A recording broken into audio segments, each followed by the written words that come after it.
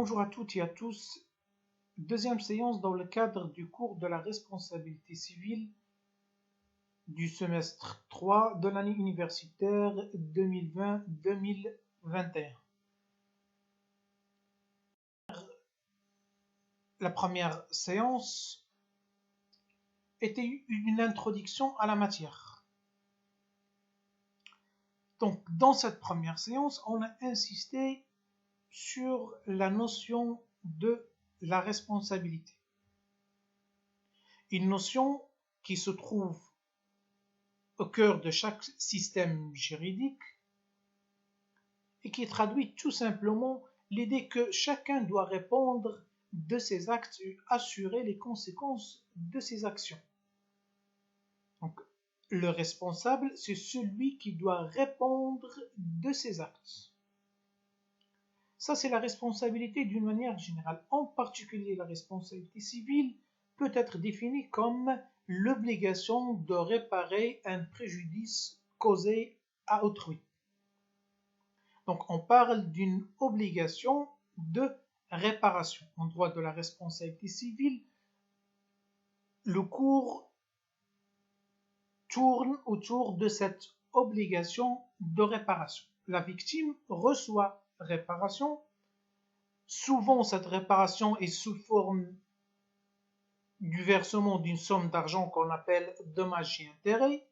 Rarement que cette réparation peut être en nature. Alors, on aura l'occasion de revenir à ces deux formes de la réparation. Donc, lorsque cette obligation trouve sa source dans un contrat, on parle alors d'une responsabilité contractuelle. Et lorsque cette obligation est née en dehors de tout cadre contractuel, c'est-à-dire il n'y avait pas de contrat entre les parties, on parle d'une obligation délictuelle. Et on l'appelle aussi, on parle d'une responsabilité délictuelle. Donc responsabilité délictuelle, et on l'appelle aussi une responsabilité extra-contractuelle. On aura le temps de revenir sur cette distinction responsabilité contractuelle, responsabilité délictuelle. Mais ce qu'il faut retenir que l'essentiel des cours ont étudié la responsabilité délictuelle ou extra-contractuelle.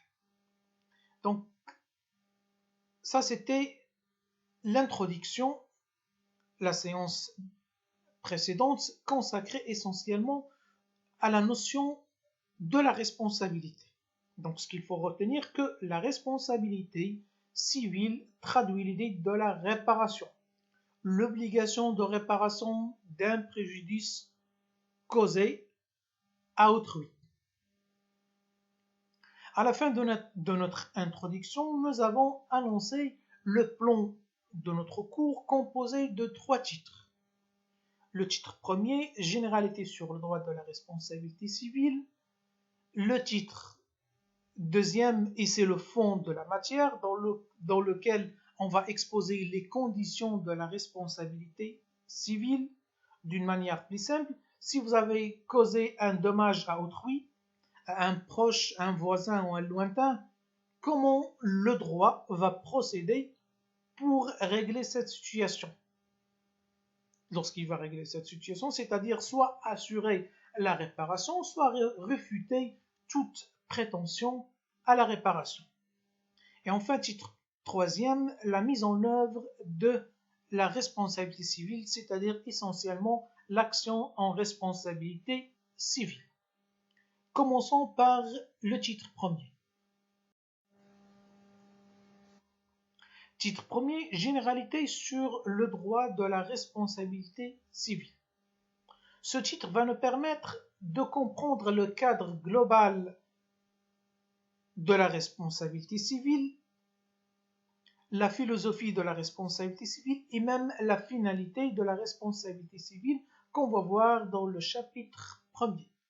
Et en même temps, dans le cadre de ce titre, on va tracer les frontières entre la responsabilité civile et les autres types de responsabilité, notamment la responsabilité pénale, et en même temps, on va voir la distinction de la responsabilité civile délictuelle et la responsabilité civile contractuelle.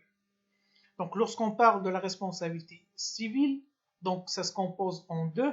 Responsabilité civile contractuelle, lorsque les parties sont dans le cadre d'un contrat. Responsabilité civile délictuelle, lorsqu'il n'y a pas de contrat entre les deux parties. Et lorsqu'on parle d'une responsabilité pénale, on verra. Donc ça, c'est un autre type de responsabilité. Donc ça, c'est responsabilité pénale. Et on pourrait même parler d'une responsabilité administrative. Donc on aura l'occasion de revenir à ces distinctions dans le chapitre 2e qu'on l'a nommé le domaine de la responsabilité civile. Donc d'abord, chapitre 1er, fonctions et fondements de la responsabilité civile. Dans le cadre de ce chapitre, nous allons étudier d'abord les fondements de la responsabilité civile, ensuite les fonctions de la responsabilité civile. Donc section première, les fondements de la responsabilité civile. D'abord, il faut s'arrêter sur le terme fondement. Donc, puisqu'on étudie les fondements de la responsabilité civile et le sens qu'on cherche dans le cadre de le développement du terme ou du mot fondement. Lorsque vous entendez fondement juridique, lorsque je vous dis par exemple quel est votre fondement juridique, on veut dire par fondement juridique, c'est-à-dire la base juridique, la base légale sur laquelle vous pouvez prétendre demander un droit ou fonder une prétention.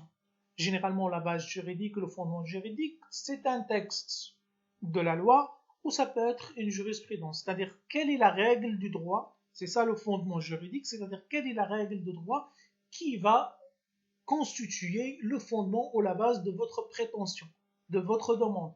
Donc, c'est ce qu'on veut dire par le fondement juridique.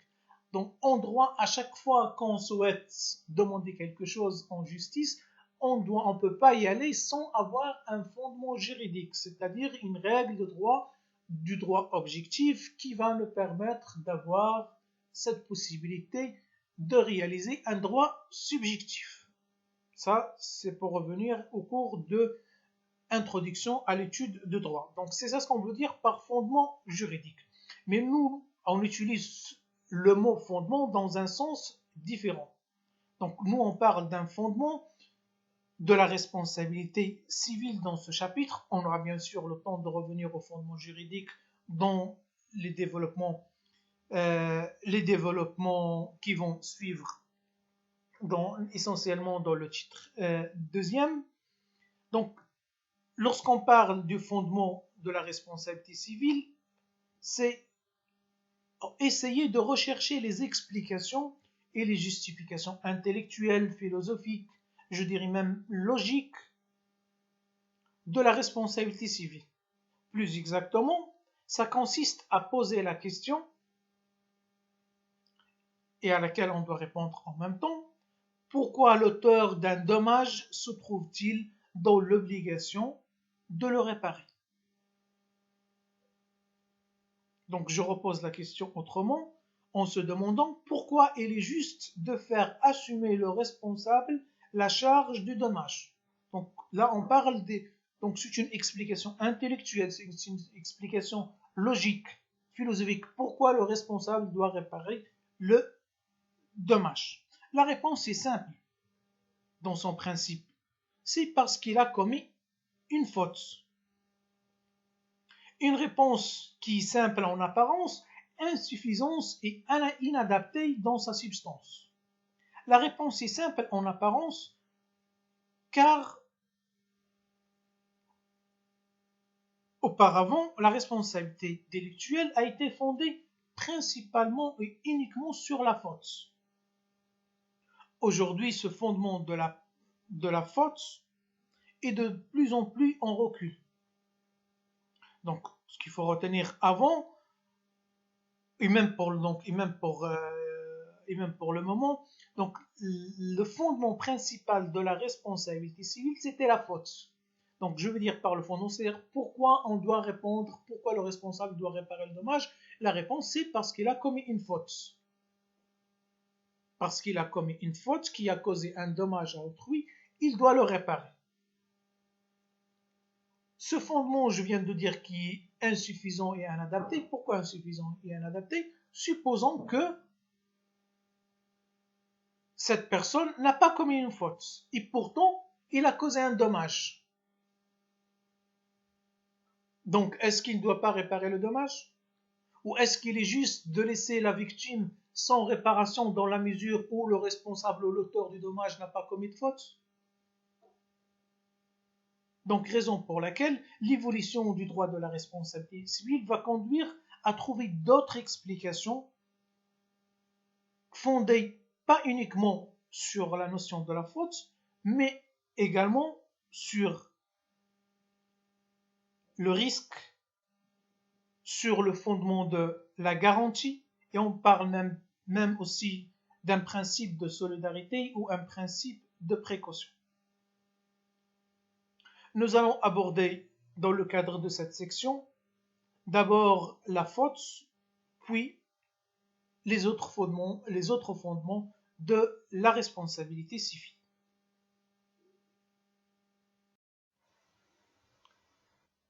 Paragraphe 1er, la faute. On vient de le dire, la faute est considérée comme le fondement de la responsabilité civile.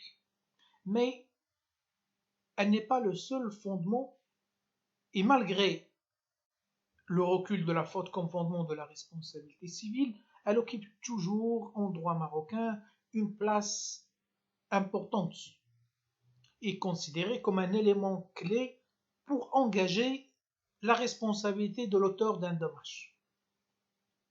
Et on parle d'un principe général et ouvert de la responsabilité civile. Qu'est-ce que ça veut dire un principe général? Qu'est-ce que ça veut dire? La faute comme fondement de la responsabilité civile est considérée comme un principe général et ouvert de la responsabilité civile. Général parce que toute faute, y compris s'il s'agit d'une simple imprudence ou d'une simple négligence, est considérée comme une faute. L'article 77 d'ailleurs des obligations du contrat ne dit tout fait quelconque de l'homme. Donc tout fait de quelconque, c'est très général et même une simple imprudence, elle peut être considérée comme une faute. Un principe ouvert. Ouvert, c'est-à-dire que la faute comme fondement de la responsabilité civile est instaurée dans les trois types de la responsabilité, aussi bien par le Code civil français qui a inspiré ensuite le Daïr des obligations et du contrat marocain. Instauré dans les trois types de responsabilité. Ça, on va l'étudier plus tard. Dans la responsabilité civile délictuelle, extra-contractuelle, on parle de trois types de responsabilité. On a la responsabilité des faits de la personne, la responsabilité des faits d'autrui et la responsabilité des faits des choses. La responsabilité des faits de la personne, c'est-à-dire la personne par sa faute, c'est lui-même le responsable. L'auteur du dommage et le responsable, c'est la même personne. Ils sont identifiés dans une seule personne. La responsabilité des faits d'autrui, l'auteur du dommage et le responsable sont deux personnes différentes. Je vous donne un exemple. L'employeur, dans la responsabilité des faits d'autrui, l'employeur est responsable du fait de son salarié. Pourquoi? Pour revenir à la faute comme fondement, pourquoi l'employeur est responsable alors que c'est le salarié qui a commis la faute? Donc on revient à la notion de la faute, on considère que l'employeur est responsable parce qu'il a aussi commis une faute dans le choix de son employé ou de son salarié, dans les instructions qu'il aurait dû ou n'aurait pas dû donner à son salarié. Donc ainsi, il est responsable parce que lui aussi il a commis une faute. Dans la responsabilité des faits de la chose, c'est-à-dire que le dommage a été réalisé par l'intermédiaire d'une chose. Le propriétaire de la chose ou celui qui a le pouvoir de la chose, il a aussi commis une faute dans la surveillance de cette chose, par exemple une chose, un animal, un chien, il a commis une faute dans la garde de cette chose. Donc c'est ainsi qu'on dit que la faute comme un fondement, c'est un principe ouvert aux trois types de la responsabilité.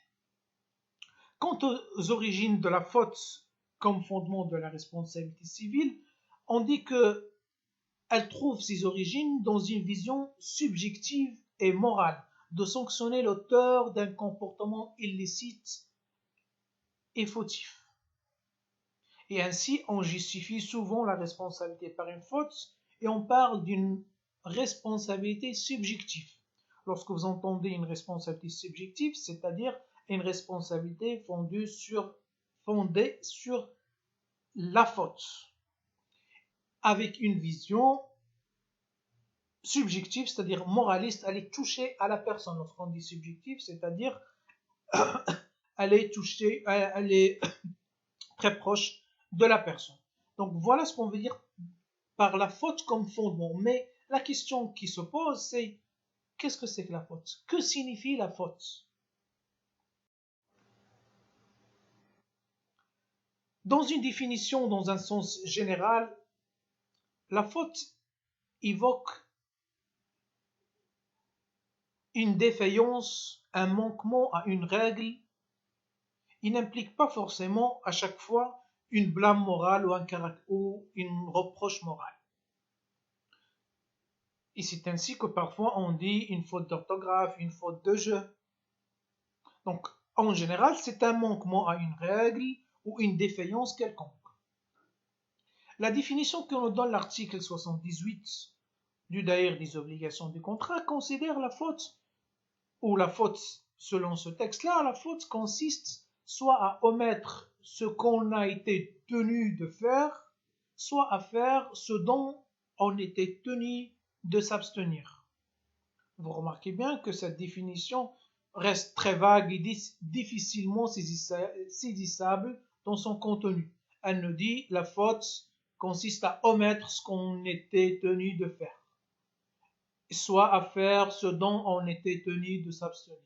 Donc celui qui est fautif, celui qui a fait quelque chose alors qu'il ne devrait pas le faire, ou celui qui n'a pas fait quelque chose alors qu'il devrait le faire. Donc vous remarquez très bien le caractère vague et difficilement saisissable du contenu de cette définition de l'article 78 du Daïr des obligations du contrat.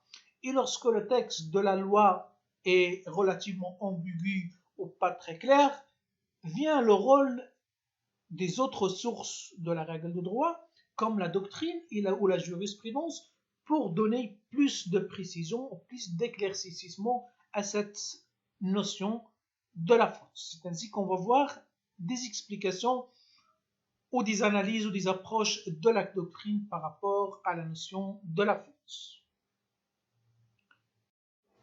L'analyse, on va commencer d'abord par l'analyse de la doctrine et l'analyse classique.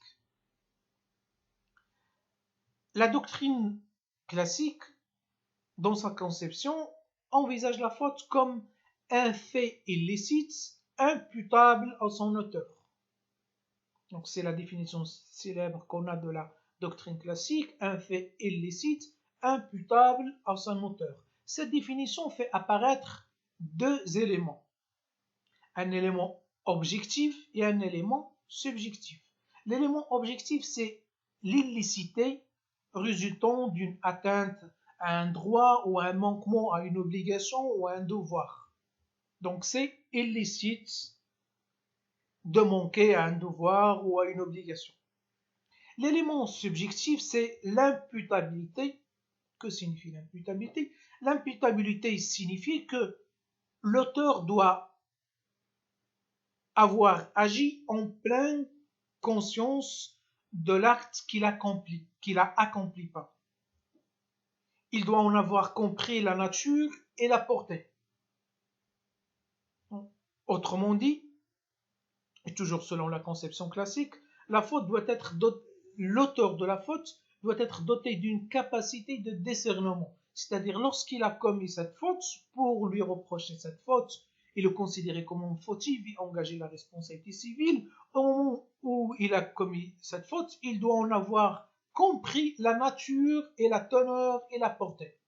C'est ce qu'on veut dire par l'élément subjectif de la faute telle qu'expliquée par l'analyse classique. Cette analyse classique va être critiquée par l'analyse moderne de la faute. L'analyse moderne va reprocher à l'analyse classique de la faute notamment l'imprécision de son élément subjectif.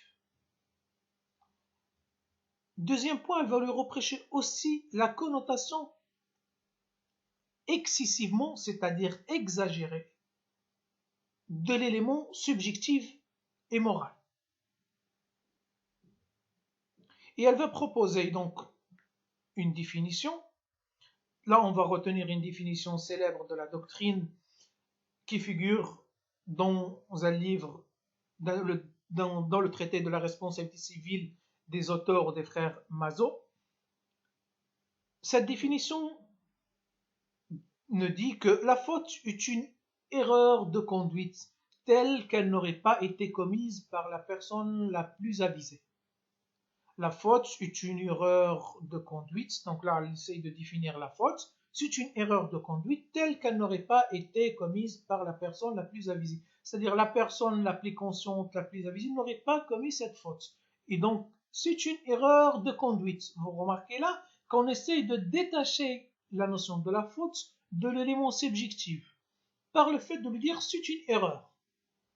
Donc rappelez-vous, on a étudié l'année dernière l'erreur. Lorsqu'on a étudié l'erreur comme vice de consentement, on a dit que on distingue donc l'erreur n'a pas cette connotation moraliste. Et on a dit que l'erreur, on est distinguée de la faute. En arabe, on dit l'erreur khata, tout le monde peut se tromper, et la faute, al-ghalat.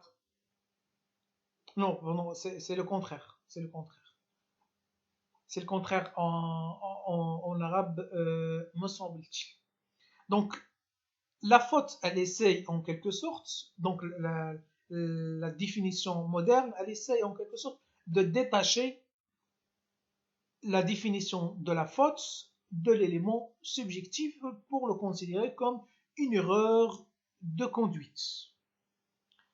Ainsi, les auteurs modernes ou l'analyse moderne ne va pas remettre en cause l'élément objectif, mais plutôt l'élément subjectif qui réside principalement dans ce qu'on vient de voir, dans l'imputabilité. Elle considère que l'imputabilité n'est pas une composante de la faute. Et on constate ainsi la différence entre l'analyse moderne et l'analyse classique. L'analyse classique adopte une approche subjective, et c'est pour ça que vous allez lire dans les ouvrages de droit responsabilité subjective ou une approche subjective. Lorsque vous lisez une approche subjective, voilà ce qu'on veut dire par l'approche subjective de la responsabilité. Une analyse moderne, elle va nous proposer plutôt une approche où elle va opter pour une approche plus objective. Objective, donc en essayant de détacher, de donner moins d'importance au fait de la connotation morale, au fait d'un jugement de valeur, d'un jugement subjectif. Donc la faute subjective, pour bien comprendre les choses, la faute subjective, elle implique toujours un jugement de valeur d'une chose, une certaine réprobation sociale, un reproche social à celui qui a commis une faute subjective, n'aurait pas dû le faire, il a manqué à un comportement moral. Je vous donne un exemple d'une faute. Donc, on va partir du fait d'un comportement neutre à une faute subjective ou un comportement positif. Donc, la faute subjective, un jugement moral, c'est-à-dire de dire quelque chose de bien ou quelque chose de mal. Pour l'analyse moderne, il ne faut pas, donc une fois que le comportement a causé un dommage, donc on prend en considération essentiellement le comportement objectif. Donc on n'est pas obligé de le juger pour dire que c'est quelque chose de bien ou quelque chose de mal. Je vous donne un exemple. Une personne qui marche dans la rue, c'est un comportement neutre, quelque chose. Cette personne va jeter quelque chose par terre, de la poubelle, au lieu de la mettre dans la poubelle, il va la jeter. Donc le jugement moral va nous dire il a fait quelque chose de mal.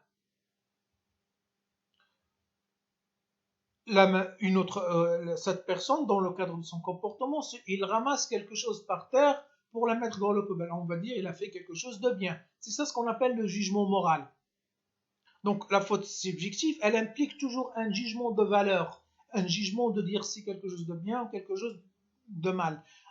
Or, pour l'analyse moderne, il ne faut pas prendre en compte cet élément moral dans la conception de la faute.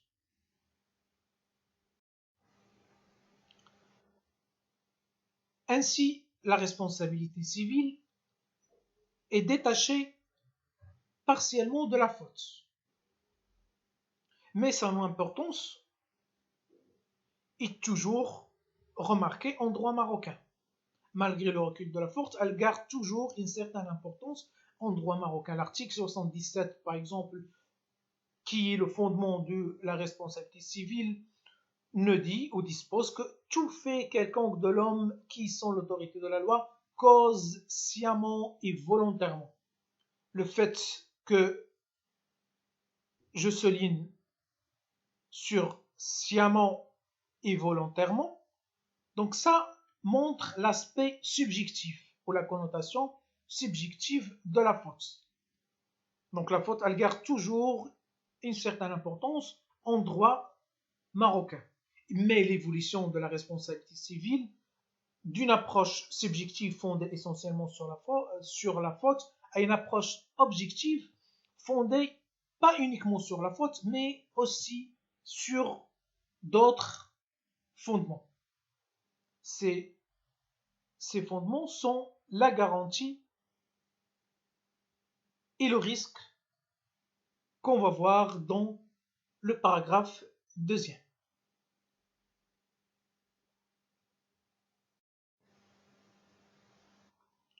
Paragraphe 2, le risque et la garantie.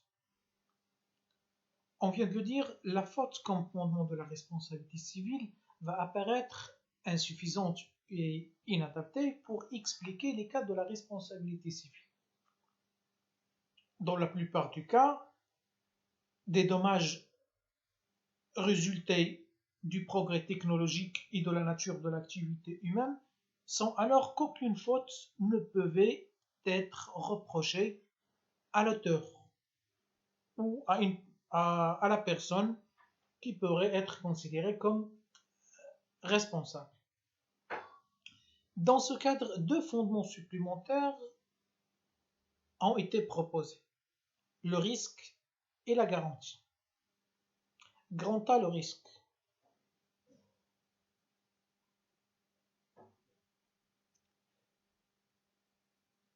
La théorie de risque a été apparue notamment en raison de l'apparition ou en raison de la révolution industrielle et le développement de la machine, des machines qui créent plus de risques.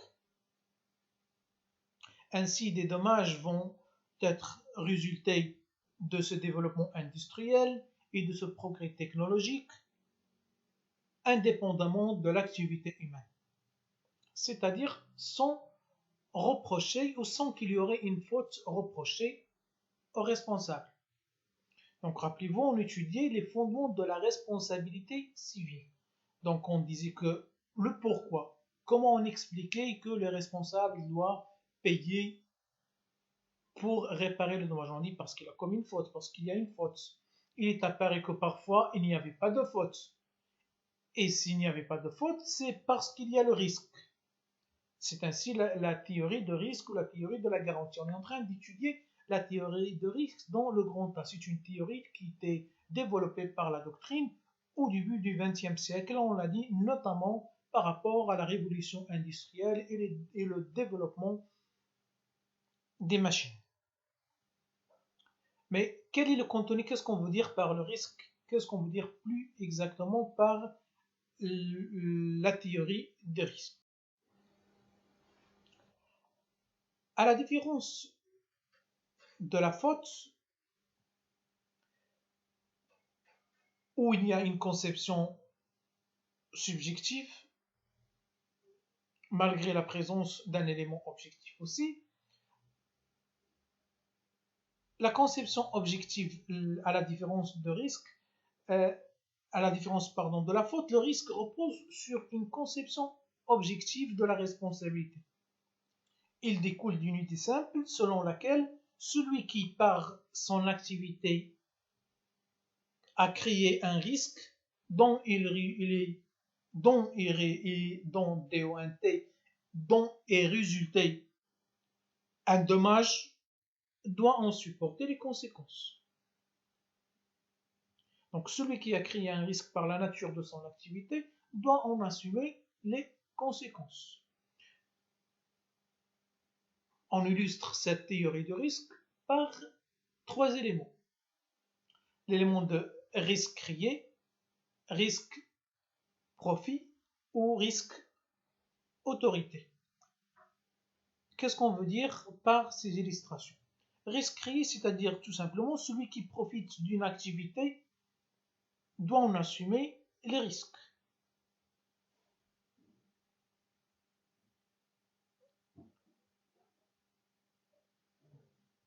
Risque, donc ça c'est le risque profit. Celui qui profite d'une activité doit en assumer les risques. Prenons un exemple concret pour bien comprendre les choses. Un employeur qui profite des machines par une production accélérée doit en assumer, c'est parce qu'il profite qu'il doit en assumer le risque et réparer en cas de dommage.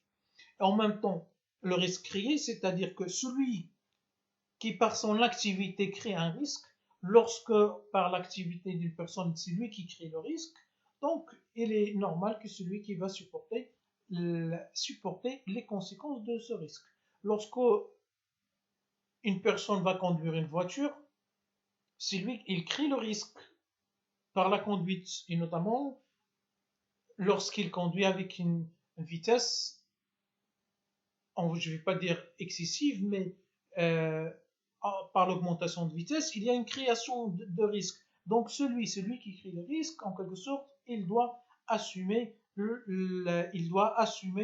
les conséquences de cette création de risque. Enfin, dernier élément de l'illustration de la théorie des risques, le risque autorité, c'est-à-dire celui qui exerce un pouvoir ou une autorité sur la personne à l'origine de dommages doit assumer les conséquences et risque autorité.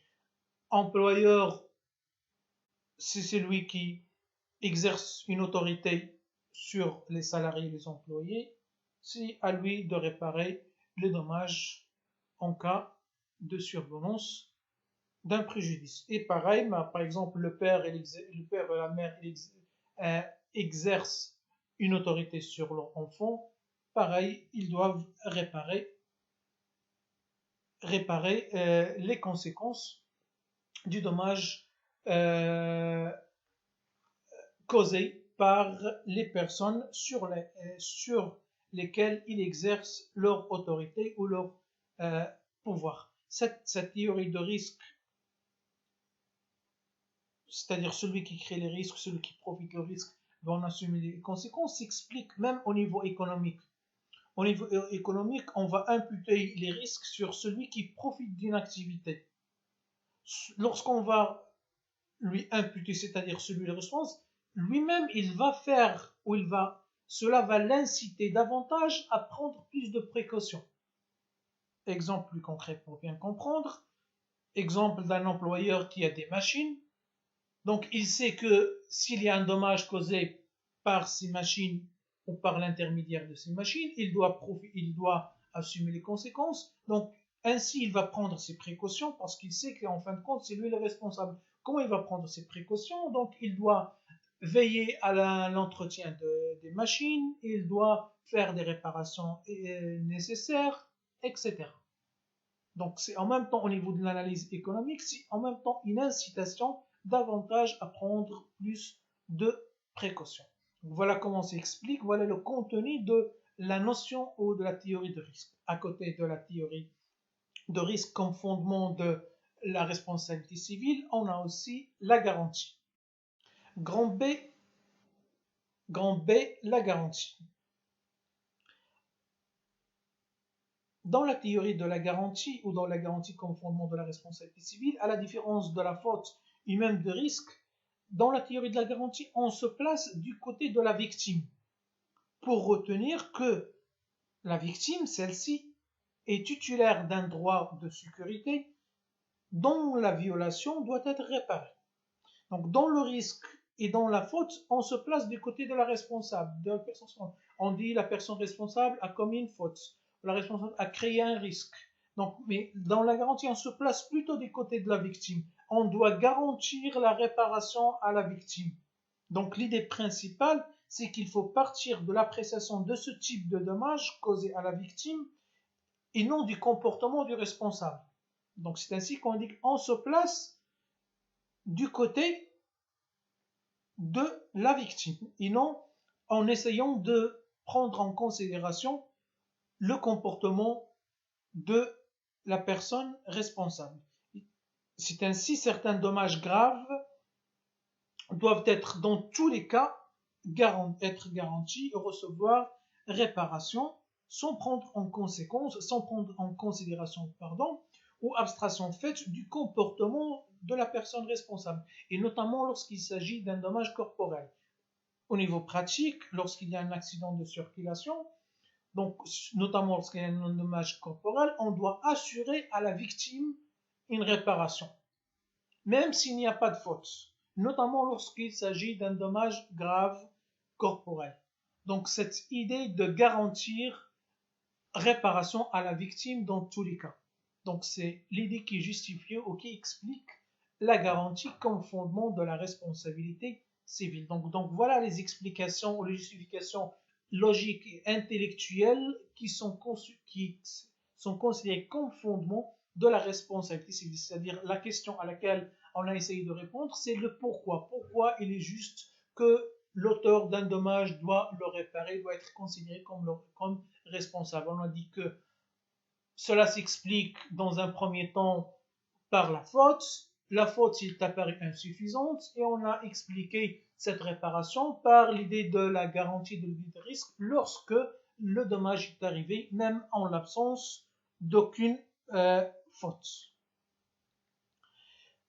Donc c'était la section première dans laquelle on vient de voir les fondements de la responsabilité et des fondements de la responsabilité civile délictuelle.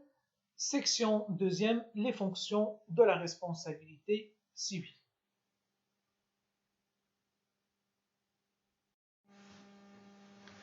Section 2, les fonctions de la responsabilité civile.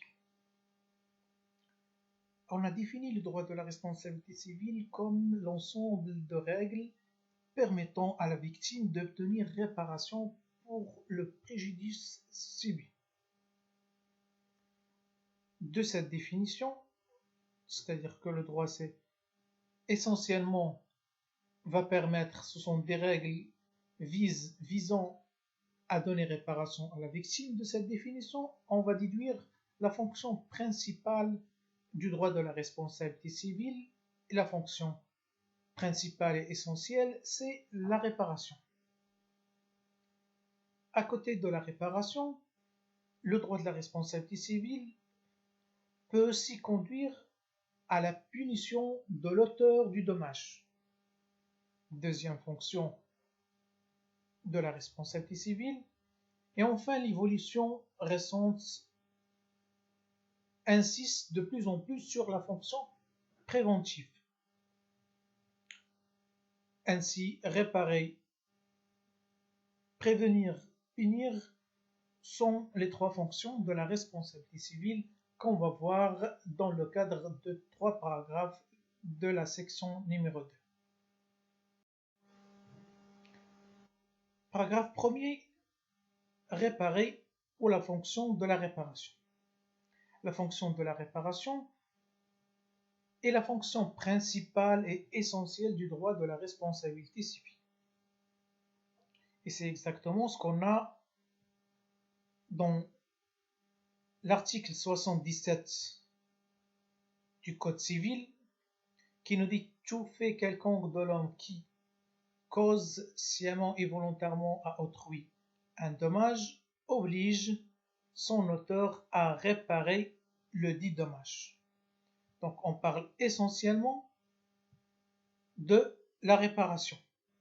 La réparation, c'est la fonction essentielle et traditionnelle du droit de la réparation, de la responsabilité civile. Et on considère même que le droit de la réparation civile et le droit de la responsabilité civile et le droit de la réparation des dommages injustement causés. Mais qu'est-ce que c'est que la réparation ou que signifie ou quel sens donner au mot la réparation? Dans la définition de la notion de la réparation, c'est l'indemnisation de la victime, généralement par des dommages et intérêts compensant le préjudice subi. C'est l'indemnisation de la victime par des dommages et intérêts, c'est-à-dire le versement d'une somme d'argent visant à compenser le préjudice subi. L'objectif, c'est essayer d'effacer le dommage. Donc je dis bien essayer de d'effacer le dommage, parce que toujours une fois le dommage est arrivé, c'est toujours difficile de l'effacer totalement. En français, on a une expression qu'on dit le mal est déjà fait. Donc une fois le mal est déjà fait, c'est difficile d'effacer totalement, mais on va essayer à travers la réparation, à travers le versement d'une somme d'argent, d'effacer le dommage en rétablissant l'équilibre détruit par le dommage. Qu'est-ce qu'on veut dire par rétablir l'équilibre détruit par le dommage? Au départ, on avait une situation donnée, c'est-à-dire avant la survenance d'un dommage. Le dommage ou le préjudice a conduit à un déséquilibre de la situation, ça se transforme, on se trouve devant une autre situation, une personne qui a subi des blessures ou des souffrances ou des pertes d'argent. Donc le but de la réparation du droit de la responsabilité civile à travers cette fonction de la réparation est de revenir à la situation de point de départ, ce qu'on appelle rétablir l'équilibre détruit par le dommage. Cette fonction, cette notion de rétablir l'équilibre, elle nous vient de la jurisprudence française qui nous dit, donc là je vous lis un arrêt de la jurisprudence française qui nous dit que le propre de la responsabilité civile est de rétablir aussi exactement que possible l'équilibre détruit par le dommage, donc établir l'équilibre détruit par le dommage, et de replacer la victime aux dépens du responsable dans la situation où elle serait trouvée si l'acte dommageable n'était pas produit. Deuxième partie de cet énoncé de la jurisprudence française, donc c'est replacer la victime aux dépens des responsables, c'est-à-dire on va replacer la victime sur la charge, donc c'est le responsable qui va prendre en charge cette opération de rétablir l'équilibre. On va le replacer dans la situation où elle se trouvait si l'acte dommageable n'était pas produit. C'est ce que je vous ai dit au départ. Donc, on va revenir au point de départ. C'est ce qu'on veut dire par la réparation et l'objectif de la réparation. Dans cette fonction de la réparation, on a un principe connu qu'on appelle le principe de la réparation intégrale. Ce principe vise à réaliser ce qu'on appelle une adéquation quantitative entre le préjudice et la réparation. C'est-à-dire on doit voir donc une adéquation, donc un certain équilibre entre adéquation quantitative entre le préjudice, entre ce que la personne a perdu dans le cadre de ce préjudice et la réparation et ce qu'il va obtenir. Ce qu'il a perdu, ce qu'il va obtenir, le but, donc ce principe de la réparation intégrale, donc il y aura une certaine adéquation entre les deux. Et on a une formule célèbre qui nous dit la réparation en droit de la responsabilité civile, c'est la réparation du dommage, rien que le dommage, sans perte ni profit pour la victime. Donc le but de ce principe, c'est éviter que la victime puisse s'enrichir à travers la réparation ou une utilisation excessive du droit de la responsabilité civile dans le cadre d'obtenir des réparations. C'est ce qu'on a par rapport à ce principe de la réparation intégrale de la victime. Mais parfois, on a des dommages difficilement réparables, on peut dire des dommages presque irréparables.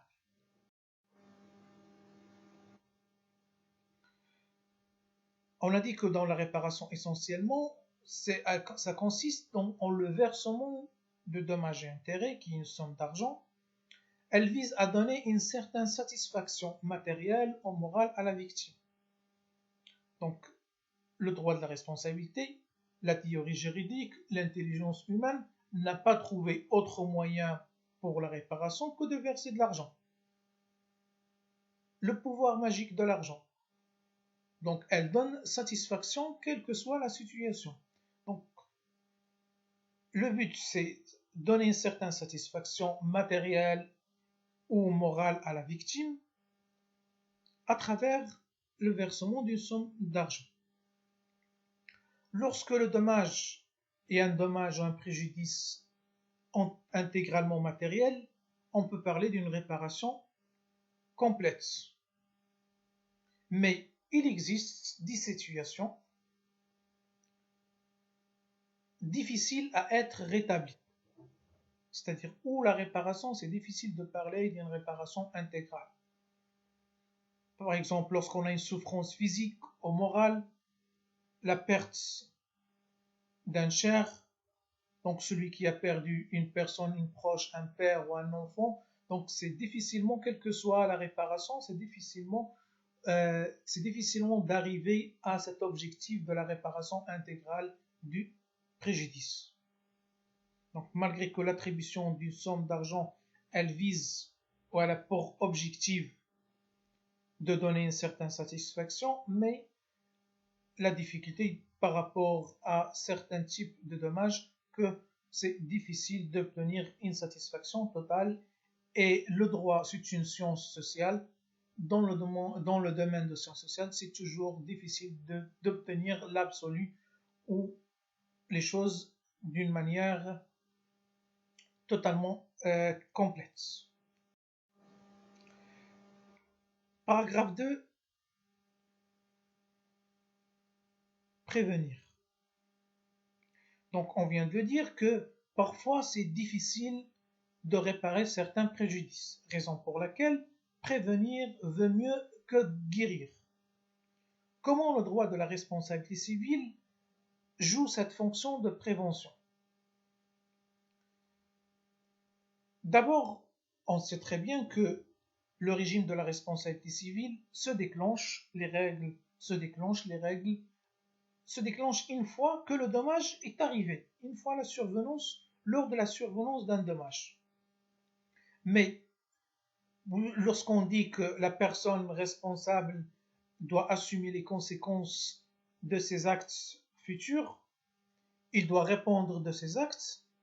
Donc, être conscient, avoir cette conscience de cette réalité que si je suis totalement conscient que si je commets un acte illicite ou que je cause un dommage, je dois répondre de mes actes. Cette conscience va m'inciter n'importe quelle personne à adopter un comportement prudent, à prendre en compte toutes les précautions nécessaires afin de prévenir la survenance de dommages. Voilà ce qu'on veut dire d'abord dans un premier temps par la prévention ou le fait que le droit de la responsabilité civile alimente une conscience ou l'incite à prendre les précautions nécessaires afin d'éviter la survenance de dommages.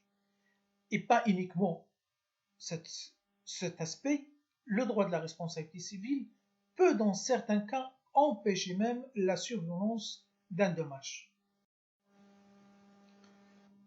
C'est ce qu'on appelle, empêcher la survenance d'un dommage, ce qu'on appelle agir en amont ou agir en aval.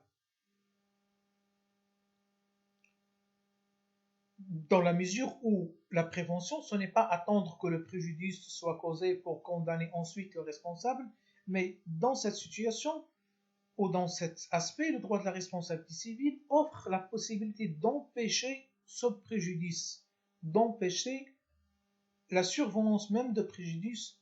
Et cela, c'est l'exemple qu'on a, c'est notamment en matière des délais de presse. Délais de presse, c'est-à-dire des publications diffamatoires, donc une publication dans un journal ou une publication ou une émission de télé ou même un livre qui contient des choses qui sont diffamatoires ou des insultes ou des choses qui touchent à la vie privée. Donc ce sont des choses qui vont causer un dommage à autrui, des mensonges, etc. Le droit de la responsabilité civile peut permettre d'empêcher la survenance de ce dommage-là, d'empêcher, c'est-à-dire de saisir ou d'interdire la publication d'un journal ou interdire la publication d'une émission de télé ou d'interdire l'édition d'un livre. Dans ce qu'on appelle empêcher, c'est-à-dire avant même la survenance du dommage. C'est un autre aspect de la fonction de la prévention. Dernier point par rapport à cette fonction de la prévention, le principe de la précaution. Le principe de la précaution se développe de plus en plus dans la théorie juridique et plus exactement en droit de la responsabilité civile. Donc, un principe qui vise à renforcer l'exigence de prendre les précautions nécessaires ou l'exigence de prudence, cela en présence juste d'un doute sur un risque éventuel. Donc, précaution, c'est-à-dire on a des doutes sur la survenance d'un risque et on essaye de se servir de ce principe de précaution dans le cadre de la responsabilité civile pour éviter la survenance de ce risque. Et l'exemple pratique ou l'exemple d'application, c'est dans la loi cadre numéro 99-12 portant charte nationale de l'environnement, qui insiste où on trouve une application pratique de ce principe de la précaution. Donc on vient de voir là la prévention de la réparation, la prévention de la prévention, la fonction de la réparation, la fonction de la prévention, et il nous reste la fonction de la punition, paragraphe 3, punition.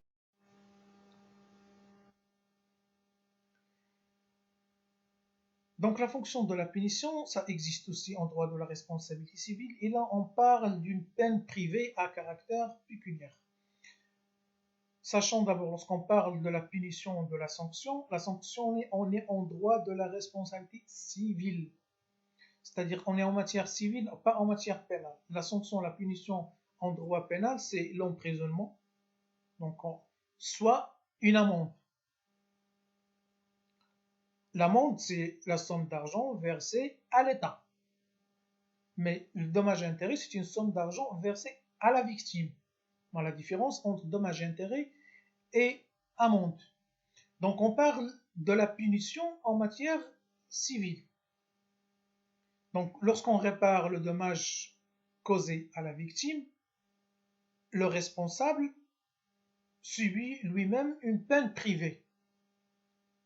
En quoi consiste cette peine privée? Le fait de payer une somme d'argent s'analyse comme une peine pécuniaire. Une peine pécuniaire dans la mesure où on va constater, lorsqu'il va verser de l'argent, un appauvrissement patrimonial. Il aura moins dans son patrimoine. Il paye de l'argent, c'est comme une sorte de peine privée de la personne qui est condamnée à réparer le dommage. Donc on va essayer de le punir. Donc mais punir matériellement certains appauvrissements. Il se trouve que la réalité montre certaines situations qu'on appelle les cas de la faute lucrative.